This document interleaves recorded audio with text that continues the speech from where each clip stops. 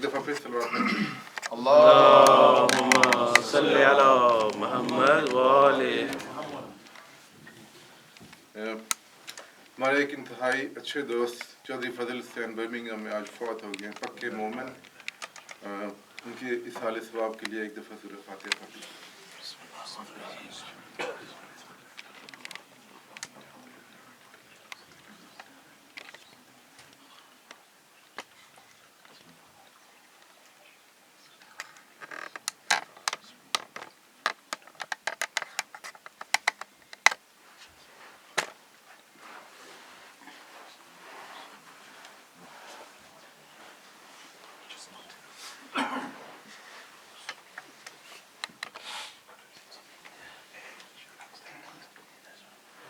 صلوات پڑھ لیجیے۔ اللہم صلی علی محمد وآلِ محمد۔ اعوذ باللہ من الشیطان الرجیم، بسم اللہ الرحمن الرحیم۔ الحمد للہ الذی جعلنا من المتمسکین بولایت امیر المؤمنین امام علی ابن ابو طالب علیہ السلام۔ صلوات۔ اللہم صلی علی محمد وآلِ محمد۔ ولعنت اللہ علی اعداء امیر المؤمنین، بے شمار۔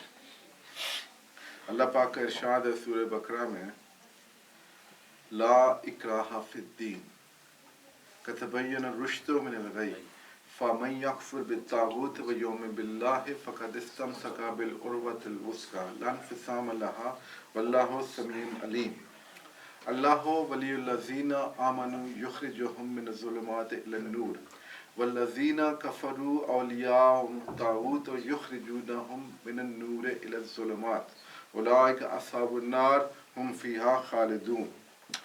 اس کا ترجمہ، لا اکراہ فی الدین، دین میں، اسلام میں کوئی زبردستی نہیں ہے، ہر انسان آزاد ہے۔ اگر کوئی مسلمان ہونا چاہتا ہے ہو، نہیں تو اپنی مرضی ہے۔ قد تبین الرشد من الغی، رشد ہوتی ہے ہدایت، غی گمراہی۔ بتحقیق رشد یعنی ہدایت گمراہی سے علیحدہ علیحدہ ہو گئی۔ قد تبین الرشد من الغی فمن یکفر بالطاغوت، پس کوئی بھی، جو کوئی بھی طاغوت کا، طاغوت کہتے ہیں برائی، مطلب بتوں کو، ہر طاغوت ایک شیطان کو کہہ سکتے ہیں آپ، شیطانی قوت جو ہوتی ہے اسے طاغوت کہتے ہیں۔ فمن یکفر بالطاغوت، جس نے طاغوت کا انکار کیا، ویؤمن باللہ، اور اللہ پہ ایمان لایا، فقد استمسک بالعروۃ الوثقی، پس اس نے تھام لیا ایک مضبوط رسی کو، ایک مضبوط سہارے کو، لا انفصام لہا، جو ٹوٹنے والا نہیں ہے۔ واللہ سمیع علیم، اور اللہ سمیع، دیکھنے والا، سننے والا، سمیع علیم، سننے والا اور جاننے والا ہے۔ اور اگلی آیت ہے کہ اللہ ہو ولی الذین آمنوا، اللہ ولی ہے مومنوں کا، یخرجہم من الظلمات الی النور، وہ انہیں نکالتا ہے اندھیروں سے، گمراہی سے، اور نور کی طرف لے کے آتا ہے۔ والذین کفروا اولیاءہم الطاغوت یخرجونہم من النور الی الظلمات، اور جو کافر لوگ ہیں ان کا ولی ہے طاغوت، شیطان، وہ انہیں نکالتا ہے نور سے اور لے کے جاتا ہے ظلمات۔ اولئک اصحاب النار، یہی وہ لوگ ہیں جو کہ اصحاب النار مطلب جہنمی لوگ ہیں، ہم فیہا خالدون، اور وہ وہاں پہ ہمیشہ رہیں گے۔ اب اس کی تھوڑی سی تفسیر، جو کہ حضور صلی اللہ علیہ وآلہ وسلم کی زبانی سرکار نے فرمایا کہ میرے بعد ایک ظلم اور فتنہ کا دور شروع ہوگا، اور جو شخص بھی اس میں نجات پانا چاہے وہ چاہیے کہ عروۃ الوثقی کو تھام لے۔ حضور سے پوچھا گیا کہ عروۃ الوثقی کیا ہے، تو حضور نے فرمایا وہ سید الوصیین ہے۔ ان سے پوچھا گیا کہ سید الوصیین کون ہے، انہوں نے کہا کہ وہ امیر المومنین ہے۔ پھر ان سے پوچھا گیا کہ امیر المومنین کون ہے، تو حضور نے فرمایا کہ وہ وہی ہے جو میرے بعد تمام مسلمانوں کا مولا اور ان کا امام ہے۔ پھر پوچھا گیا کہ آپ اس کا نام تو بتا دیں، تو انہوں نے کہا کہ وہ میرا بھائی علی ابن ابو طالب ہے۔ نعرہ حیدری، یا علی۔ جس نے بھی علی کی ولایت کو تھام لیا اس نے اللہ کی مضبوط رسی کو تھام لیا جو کہ کبھی بھی ٹوٹنے والی نہیں ہے. اور اس سے آگے چل کے حضور فرماتے ہیں کہ اور علی کے بعد صرف چھوڑ نہیں دیا، علی کے بعد حسن حسین اور پھر حسین کی ذریت سے 9 آئمہ جو بعد میں آئیں گے وہ سب کے سب اللہ کی مضبوط رسی ہیں. جو ان کی اطاعت کرے اور ان کی پیروی کرے اس نے اللہ کی پیروی کی، اور جس نے ان کا انکار کیا اس نے اللہ کا انکار کیا. اگر کوئی بندہ آپ سے یہ کہے کہ یہ کیا جی آپ تو شرک کر رہے ہیں، جو بندہ ان کا انکار کرتا ہے وہ اللہ کا انکار کیسے ہو گیا؟ تو اس کا جواب یہ ہے کہ شیطان نے اللہ کا انکار تو نہیں کیا تھا. ان آئمہ علیہ السلام کے مقابلے میں بہت چھوٹی حجت کا انکار کیا تھا، اور اللہ نے اسے اپنی درگاہ سے پھینک دیا اور لعنتی بنا دیا. جب ایک چھوٹی حجت کا انکار کرنے سے کوئی شیطان بن سکتا ہے تو اتنی بڑی 12 حجتوں کا انکار کر کے وہ تو شیطان کا بھی باپ بنے. ٹھیک ہے. اب ایک اور سوال آپ کے ذہنوں میں آ سکتا ہے کہ آپ دیکھتے ہیں کہ آپ کے جاننے والوں میں جو کہ شیعہ نہیں ہیں، ٹھیک ہے، بات تو سیدھی ہے نا کہ مولا علی علیہ السلام اور ان کے جو ذریت میں سے 11 امام ہیں ان کو ماننے والے شیعہ ہیں، جو نہیں ہیں وہ نہیں ہیں. اچھا، آپ کے ذہن میں یہ سوال آ سکتا ہے کہ جی میرا یہ ہمسایہ اہل سنت سے ہے یا اہل حدیث سے ہے، بڑا نیک ہے، تہجد گزار ہے، نمازیں پڑھتا ہے اور سچا ہے، جھوٹ نہیں بولتا، وعدہ کرتا ہے تو پورا کرتا ہے، یہ کیا چکر ہے جی؟ پھر اس کا کیا بنے گا؟ یا اس سے بھی آگے نکل جائے کوئی بندہ مسلمان ہی نہیں ہے، آپ کے پڑوس میں، ہمارے پڑوس میں ہر جگہ ہے. ایکچولی ہمارے ہمسائے تھی، بہت بزرگ خاتون تھی، 85-90 سال کی، اور بہت اچھی خاتون تھی. میرے بچوں نے میرے سے کہا کہ جی ان کا کیا بنے گا؟ میں کہا ان کا کچھ نہیں بنے گا. جی کیوں؟ میں کہا اس لیے کہ اللہ پاک کا ارشاد ہے قرآن پاک میں نے جنوں اور انسانوں کو نہیں خلق کیا سوائے اس کے کہ وہ میری عبادت کرے. وما خلقت الجن والانس الا لیعبدون. جب بنیادی طور پہ انسان کو خلق اللہ نے کیا کہ وہ اس کی عبادت کرے. اب ایک اور بات پہلے بھی کہہ چکا ہوں، بندہ بور نہ ہو. عبادت کا مطلب صرف یہ نہیں ہے کہ آپ نماز، روزہ، حج، زکوٰۃ، ہومس، جہاد کر دیں. عبادت کا مطلب یہ ہے کہ صبح سے لے کے رات سونے تک، جب سے ہوش سنبھالا ہوش ختم ہونے تک اللہ کی تابعداری میں بندہ رہے. جو اللہ کا حکم ہے اس کو پورا کرے، اس کی عبادت ہوتی رہتی ہے. اب جو لوگ یہ سارے کام کرتے ہیں وہ بنیادی مقصد سے تو انحراف کر رہے ہیں، اللہ کی تابعداری تو کر نہیں رہے، تو پھر ان کی بخشش کیسے ہو سکتی ہے؟ ایک اور مثال دے دوں. بھائی رضا ایک ٹیک اوے کھول لیتے ہیں، ٹھیک ہے، اور میرے سے کہتے ہیں چلو جی بن جاؤ ٹیک اوے کے مینیجر. میں کہتا ہوں ٹھیک ہے جی. اب میرا بنیادی مقصد کیا ہے جی؟ ان کو منافع کما کے دینا. اچھا، میں ادھر جناب جی امپلائیز جو دوسرے ملازم ہیں ان کا بڑا خیال رکھوں، صفائی کا خیال رکھوں، جو کوئی غریب آئے اس کو ٹیک اوے فری دیتا جاؤں، جو کوئی مانگے اس کو بھی دیتا جاؤں، ٹیک اوے بینک کرپٹ ہو جائے. میں کہوں جی میں تو بڑا نیک آدمی تھا، میں نے تو بڑی نیکی کی. انہوں نے کہا بھاڑ میں گئی تیری نیکی، میرے تو بزنس کا بٹھا بٹھا دیا، چلو آؤٹ. اسی طرح ہمارا بنیادی مقصد ہے اللہ کی تابعداری. جب تابعداری نہیں کی تو مقصد کوئی نہیں ہے کہ کوئی نیک کتنا ہے یا بد کتنا ہے. اور یہ میں اپنی طرف سے نہیں کہہ رہا، یہ امام جعفر صادق علیہ السلام کی حدیث کی روشنی میں کہہ رہا. ان سے بالکل یہی سوال کیا تھا کسی نے.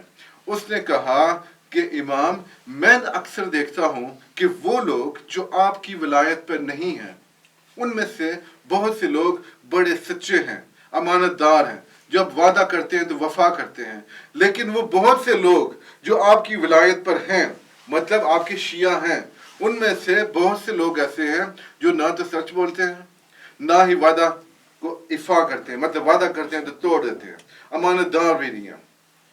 تو یہ کیسا؟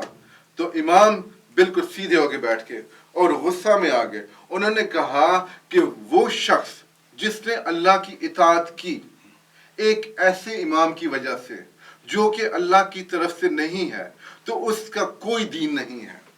اور وہ جس نے اللہ کی اطاعت کی اس عادل امام کی ولایت کی وجہ سے جسے اللہ نے مقرر کیا ہے، تو اس کا ہر دین، اس کا دین بھی ثابت ہے اور اس کو کوئی پکڑ نہیں ہے. مطلب جس نے ظالم امام کو چھوڑا اس کا کوئی دین نہیں ہے، اور جس نے ظالم امام کو چھوڑ کر عادل امام کو پکڑا اس کا دین ہے، اس کی کوئی پکڑ نہیں. اس نے کہا جیسے آپ دیکھ رہے ہیں اس نے بھی دیکھا کہ جی یہ کیسے؟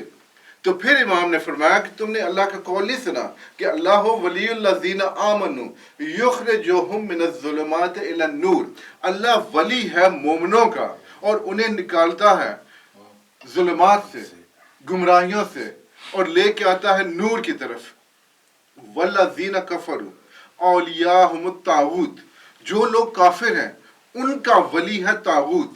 یخرجہم من النور الی الظلمات، وہ انہیں نور سے لے کے جاتا ہے. مطلب اپنے ظالم امام کو ماننے سے پہلے وہ دین اسلام پہ تھے، لیکن اس ظالم کو ماننے کی وجہ سے دین اسلام کے نور سے نکل گئے اور گمراہی اور اندھیروں میں چلے گئے، اور اس کی جزا کیا ہے؟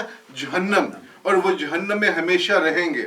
ان احادیث کے نتیجے میں یہ ثابت ہوا اور ان قرآنی آیات کے کہ ہماری نجات کا دار و مدار صرف اس پر ہے کہ مولا مشکل کشا اور ان کے 11 بیٹوں کی ولایت پہ قائم رہیں اور ہمیشہ ان کی پیروی اور تابع داری کریں اور ان کے مخالفوں سے برات کا اظہار کریں. ضروری نہیں ہے کہ آپ مطلب کہ ان کے فالوورز کے سامنے ان کو برا بھلا کہنا شروع کر دیں، کیونکہ کبھی بھی اگر کوئی شخص مثال کے طور پہ دنیاوی اگزامپل دے دیتا ہوں، جنرل ضیاء کا ماننے والا ہے، تو اس کے سامنے اگر آپ جنرل ضیاء کو برا بھلا کہنا شروع کر دیں گے تو وہ آپ کا دشمن ہو جائے گا. ٹھیک ہے؟ اس لیے ضروری نہیں ہے کہ ان کے سامنے جا کے تو آپ انہیں لان تان کریں، بس ٹھیک ہے آپ کا ان کے ساتھ تعلق ہی نہیں ہے، سول طریقے سے بندہ رہے، لیکن ان کی پیروی کرنے کے بارے میں کبھی بھی سوچئے مت، کیونکہ وہ لوگ ہیں ظالم. اچھا، ظالم کا مطلب یہ نہیں ہے کہ کسی کو گولیاں ماری ہوں یا اس کی جان لی ہوئی ہو تو وہ ظالم ہے. جو شخص بھی کسی کی جگہ پہ بیٹھ جائے جو اس کا حق نہ ہو وہ ظالم ہے. اگر آپ کی یہ جگہ کوئی لے لیتا ہے گھر کی جگہ تو بھی وہ ظالم ہے. اگر آپ کا حق ہے کہ آپ سیٹ پہ بیٹھیں لیکن آپ کو اٹھا کے وہ خود بیٹھ جاتا ہے تو وہ ظالم ہے. کیونکہ مولا علی علیہ السلام کا وہ حق تھا کہ وہ خلافت کے ممبر پر بیٹھیں اور حضور صلی اللہ علیہ وآلہ وسلم کے پہنچائے ہوئے پیغام کو نافذ کریں، لیکن ان سے وہ حق چھین لیا گیا. تو جن لوگوں نے وہ حق چھینا وہ ظالم ہوئے، اور جو ان کے پیروکار ہوئے وہ ظالم ہوئی. ظالموں کے پیروکار بھی ظالم ہی ہوتے ہیں. یہ 2 منٹ کا واقعہ، ایک اور بات لمبی نہ ہو جائے. ایک دفعہ دو اشخاص کے درمیان میں بحث چھڑ پڑ گئی. ایک وہ معاویہ کا حامی تھا اور ایک مولا علی علیہ السلام کا حامی تھا. اور مولا علی علیہ السلام کے حامی نے کہا کہ میں صفین میں ہوتا تو مولا علی علیہ السلام کی طرف سے میں لڑتا. تو اس نے کہا کہ میں تو نہ لڑتا، میں تو ان کے خلاف لڑتا. بات تو تکار تک پہنچی اور اتنے میں اس نے اپنی تلوار نکال کے اس پہ وار کیا اور مولا علی علیہ السلام کا جو حامی تھا اس کے کندھے پہ تلوار لگی اور وہ بے ہوش ہو کے گر گیا. جب مارنے والے نے دیکھا تو وہ وہاں سے بھاگ گیا. جب وہ بندہ بے ہوش ہوا تو بے ہوشی کے عالم میں مولا علی علیہ السلام اس کی خواب میں آئے اور اس سے کہتے ہیں کہ تم میرے ساتھ سفین میں موجود تھے. جی وہ کیسے؟ انہوں نے کہا کہ اس لیے کہ تمہارے دل میں ہے کہ اگر میں وہاں پہ ہوتا تو مولا علی علیہ السلام کی طرف سے میں لڑتا. اس لیے اس واقعے سے یہ ثابت ہوتا ہے کہ کبھی بھی دل میں خیال مت لائیے کہ جی وہ تو ہو گیا، جو ہو گیا ہو گیا، ہم چلے آگے چلتے ہیں. نہیں، اگر جو ہو گیا وہ ہو گیا تو پھر اللہ بار بار فرعون اور موسیٰ علیہ السلام کے واقعے کو قرآن میں مت بیان کرتا، اس لیے کہ وہ واقعہ یہ بیان کرتا ہے کہ آپ کو دونوں راستوں میں سے ایک راستے کا انتخاب کرنا ہی ہوگا، ورنہ آپ کا کوئی نیک انجام ہونے کی توقع نہیں ہے. صلوات پڑھ لیجیے. اللہم صلی علی محمد و آل محمد. چھوٹا سا واقعہ، پورا تو نہیں، بس آخری وقت تھا جب امام حسین علیہ السلام اپنے پیارے بیٹے شہزادہ علی اکبر علیہ السلام کو لے کر خیمے میں واپس آئے. سارا چھوڑ دیا کیونکہ وقت کی کمی ہوتی ہے کہ کیسے لے کے آئے. وہ واقعہ بھی اپنے اندر بہت بڑا درد ہے. جب لے کے آئے نا خیمے کے اندر تو انہوں نے بیویوں سے کہا کہ آخری دفعہ میرے شہزادے، میرے بیٹے، ہمارے نانا کی تصویر علی اکبر سے مل لو. بیویاں ملنا شروع ہوئیں تو اچانک سرکار کی نظر پڑی اپنی چھوٹی بیٹی جو کہ کونے میں کھڑی تھی، بالکل سکتہ کے عالم میں. بی بی سکینہ کھڑی تھی. تو کسی نے کہا کہ سکینہ آگے آؤ. تو جیسے سکتہ سے کسی کو ہوش آتا ہے تو اچانک ان کا منہ پھر گیا مدینہ کی طرف، اور مدینہ کی طرف منہ کر کے تو بی بی سغرا کو مخاطب کر کے کہتی ہیں کہ اگر میرے بس میں ہوتا تو میں کسی کو مدینہ بھیج کے تو میں کہتی کہ تم علی اکبر کے واپس آنے کی امیدیں ختم کر دو، وہ اب کبھی واپس نہیں آئے گا.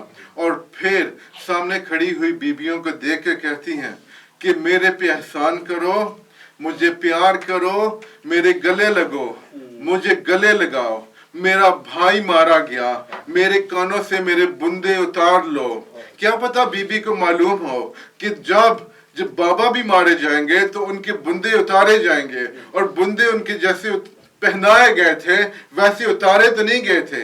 آپ سن چکے ہیں کہ شمر نے اپنی زبانی خود جناب مختار کے دربار میں کہا تھا کہ میری نظر پڑی بی بی کے بندوں پر تو میں نے اتارے. تو شمر سے مختار نے کہا کہ کیسے اتارے؟ تو اس نے کہا کہ میں نے ویسے نہیں اتارے تھے جیسے پہنائے تھے، میں نے بس ایسے ہاتھ سے چھین لیے تھے. لعنت اللہ علی القوم الظالمین.